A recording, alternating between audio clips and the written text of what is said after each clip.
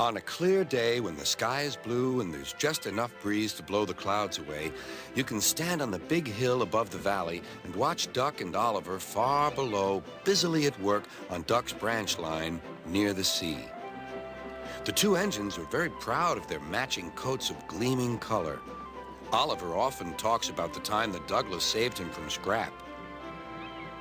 If it wasn't for his help, Oliver will say, I might have been caught when I ran away from the scrapyard, and I would never have come to live here on Sir Topham Hatt's railway.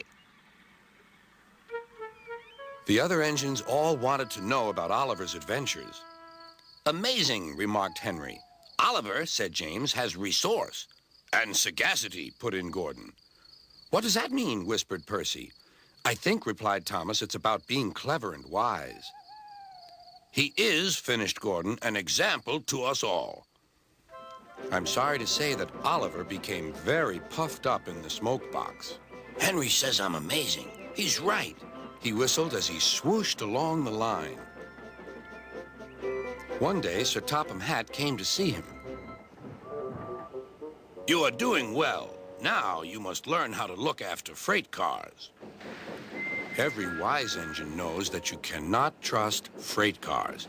The other engines warned Oliver, but he took no notice.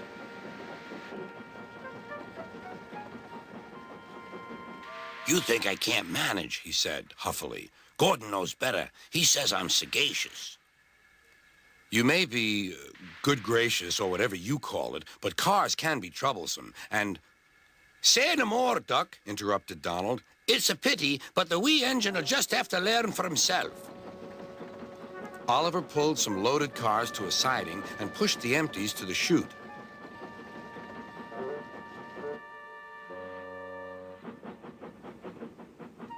Then he came back to take the loaded cars away. But they were comfortable and didn't want to move. What right has he to poke his funnel in here? We want Duck. Or Donald.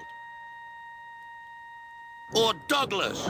Look sharp, puffed Oliver. That's not the way to speak, hissed the cars. We'll get even. Oliver heard nothing.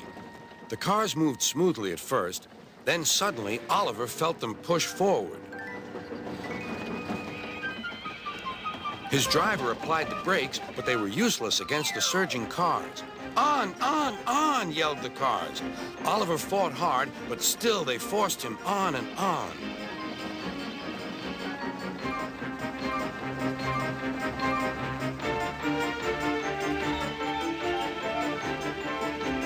At last, the cars grew tired.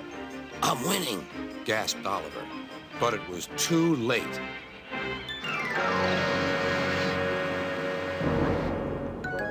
Oliver lay bruised and bemused, bunker down in the turntable well. Duck surveyed the damage. Hello, Oliver. Are you being a good gracious engine? Beg pardon, but we really don't like this sort of surprise. Donald and Douglas will miss their turntable until it is mended. That evening, Oliver was hauled gently to safety. I'm sorry, sir, he said to Sir Topham Hatt. I should have listened to Duck's advice. I don't feel good gracious or whatever it is. I just feel silly.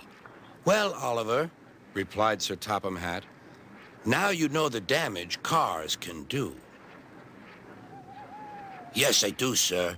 I look like a load of scrap iron. Oh, I don't think so, laughed Sir Topham Hatt. But you do need to go to the works to be mended. The other engines now felt sorry for Oliver. The branch line won't be the same without you, whistled Duck. Come back soon. A few days later, Oliver did come back. His coat gleamed brighter than ever. He was a wiser engine, too, and never made a mistake about cars again.